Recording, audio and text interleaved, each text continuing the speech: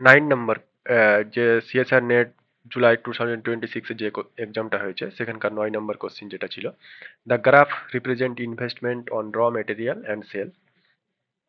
এই যে এই গ্রাফটা দেওয়া আছে, এখানকার investment of raw material and সেলসের এটা দেওয়া আছে। অর্গানাইজ ফর্ম 2020 থেকে 2025, 2020 থেকে 2025 এর দেওয়া আছে।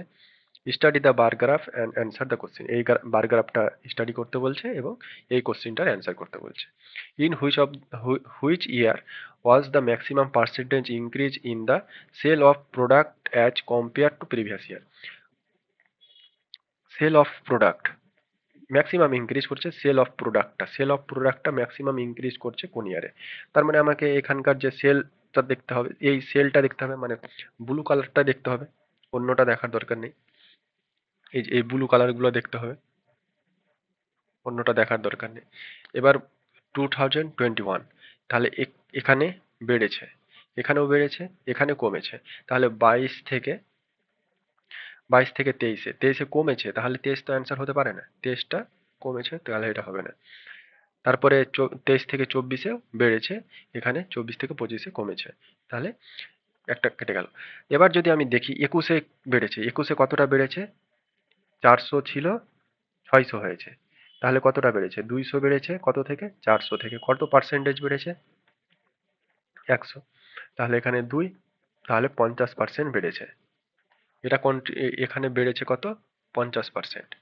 22-এ যদি দেখতে যাই, তাহলে 22-এ কত ছিল আগে?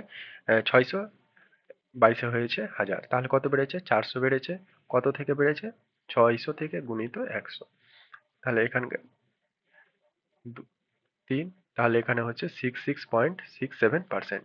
তাহলে এখানে ইনক্রিজ করছে 66.67%। আর একটা আছে 24, আগে কত ছিল? 800, এখন 1200, তাহলে কত ইনক্রিজ করছে? 400 ইনক্রিজ করছে। কত থেকে? 800 থেকে। তাহলে 100 এখানে কেটে, তাহলে 50% ইনক্রিজ করছে, তাহলে এখানে কত ইনক্রিজ করছে? 50%। তাহলে ম্যাক্সিমাম কোনটাতে ইনক্রিজ করছে? ম্যাক্সিমাম ইনক্রিজ করছে 2022-তে ইনক্রিজ করছে, তাহলে অ্যান্সার হবে 2022।